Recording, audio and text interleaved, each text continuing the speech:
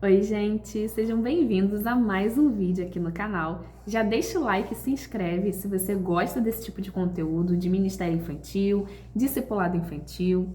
E hoje eu quero fazer um vídeo bem importante, mas de uma forma bem objetiva.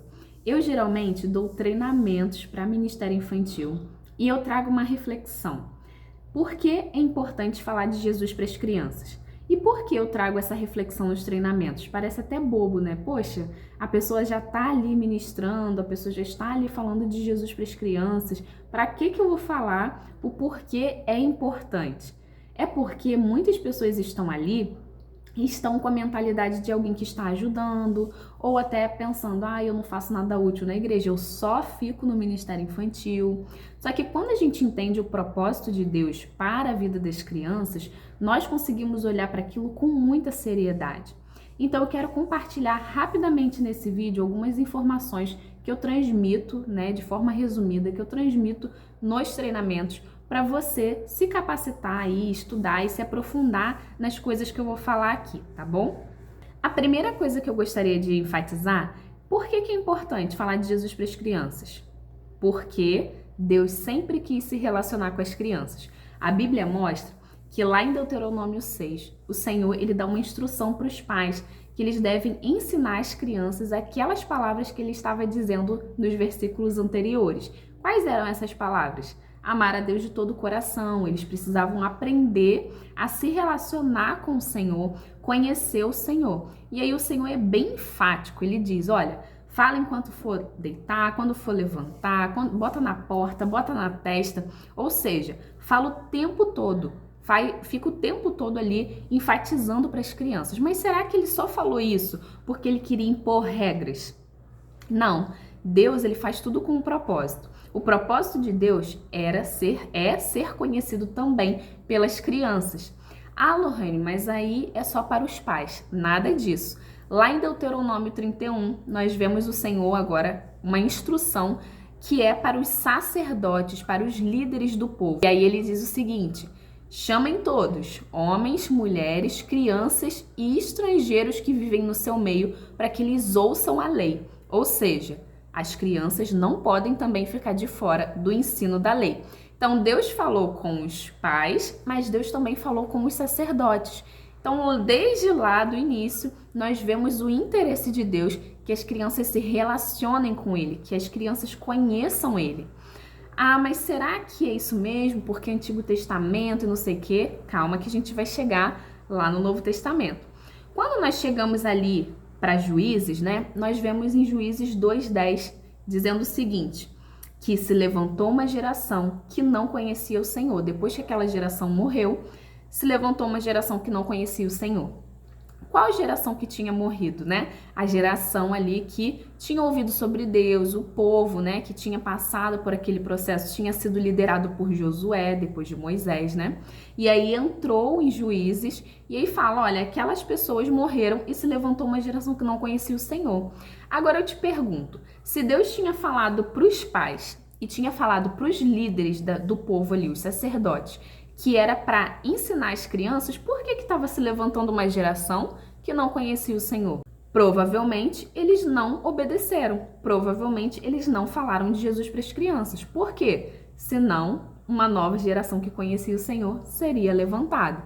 Então é importante nós percebermos que, olha, peraí, se não ensinar a criança, vai se levantar uma geração que não conhece o Senhor, vai desonrar o Senhor, vai desobedecer ao Senhor. E a gente acha que tem que esperar crescer para falar, quando na verdade Deus mostra a urgência desde muito tempo antes. Agora vamos falar sobre Mateus 18:19.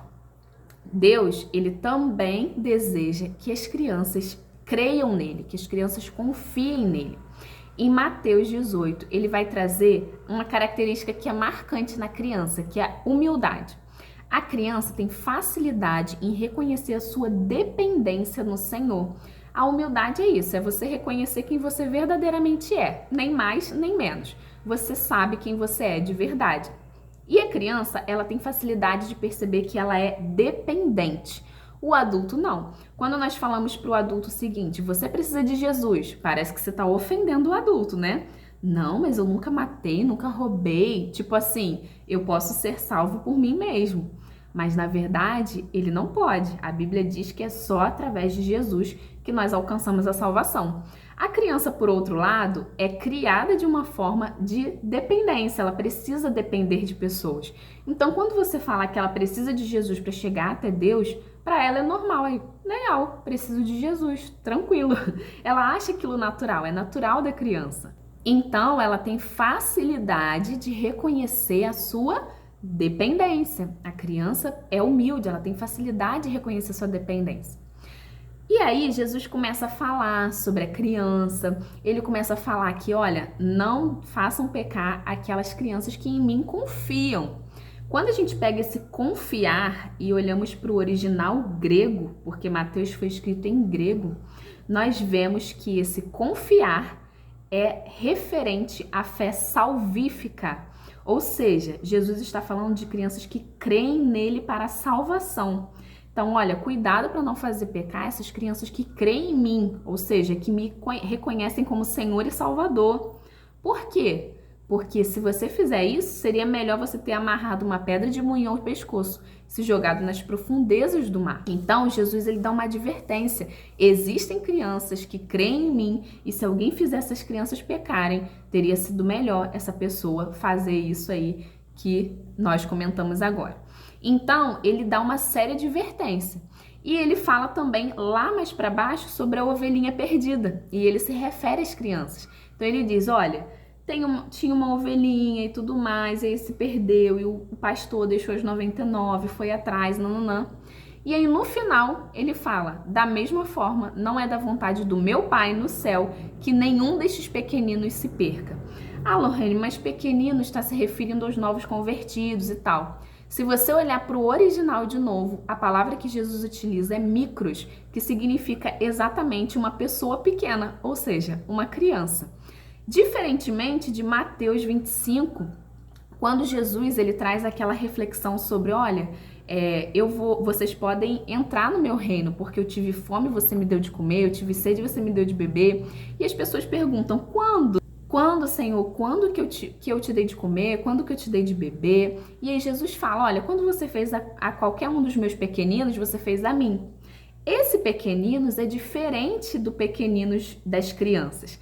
Esse pequeninos significa valor, então ele está falando de pessoas que pequenas aos olhos sociais, sabe? Ele está se referindo a pessoas que são vistas como de menor valor no meio da sociedade.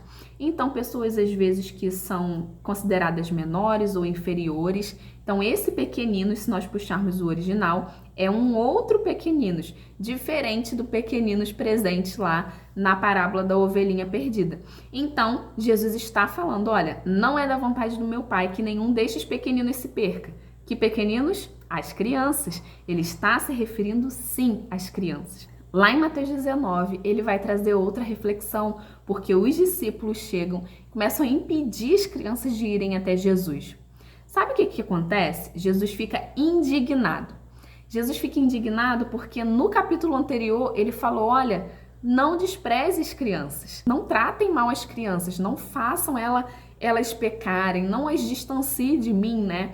Então o Senhor está mostrando, é para deixar as crianças perto de mim, elas são humildes, elas têm facilidade de reconhecer, eu não quero que elas caiam em pecado, eu não quero que elas se percam. Só que aí chega num capítulo depois, os discípulos estão fazendo aquilo que Jesus falou que não era para fazer. E Jesus fica indignado. Então ele vai dizer o seguinte, não impeça as crianças de virem até mim, porque o reino é dos que são semelhantes a elas. Não significa que elas já estão salvas, mas sim significa que as crianças também podem entrar no reino de Deus. O reino também é para elas, para aqueles que são semelhantes a elas. Em quê? Na humildade. Como Jesus já tinha falado lá em Mateus 18. Tem que ser humilde como a criança para entrar no reino de Deus. E aí lá em Mateus 19 ele fala, olha, o reino são dos que são semelhantes a elas. Significa que toda criança está salva? Não.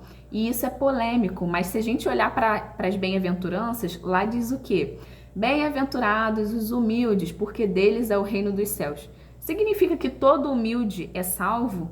Não. Significa que a característica de um salvo é a humildade.